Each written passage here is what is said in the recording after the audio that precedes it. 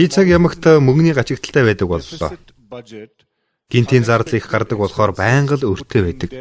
Энэ бүх зүйлээс болж сүүлдээ би мөнгнөөс айдаг болоод байна. Одоо яавал дээр вэ? Нэгэн сайхан үг байдгийг. Танд юу хэрэгтэй байна, хэрэгцээтэй зүйлтэй нь танд ирэх болно гэж.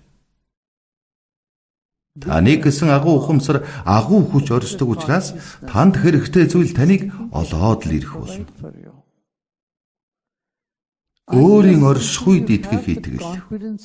Танд ямар нэгэн хэрэгцээ гарахад тэр хэрэгцээ тань ямагт биелэн олж байсан гэх итгэл байхаваас бүх зүйл сайн сайхан болно. Айдсын тухайд гэвэл айдас ямар нэгэн шалтгаанаар таныг заавал зовоож байх учиртай. Учир нь айдас бол ердөө л ургуугаар эргэсэн хайр юм. Хайр байсан цагт айдас үгүй, айдас байгаа цагт хайр үгүй болох учиртай. Та энэ оршихуйг энд байгаагаа хайрлж чадвас. Нэгэн сайхан гайхамшигтай зүйл. Таныг ямар нэгэн байдлаар тэтгэж таны төлөө ажилласаар байх болно. Тэгээд тэрхүү сайхан зүйл тохиох бүрт өөрийгөө ямар их азтай хүн бэ гэдгийг өөртөө дахин итгүүлж байгаарай.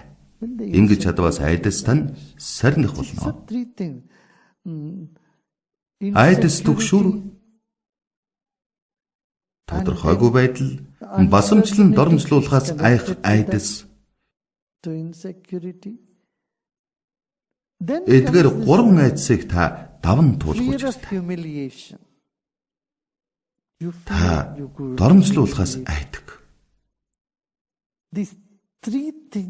Эдгээр гурван төрлийн айдсаас салах учиртай.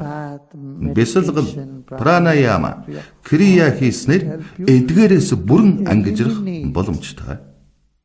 Та бүгдийн хичнээн нь эдгээр айдсыг давж чадсан байна. Крияга сайн хийгээд байвал айдасгүй болно.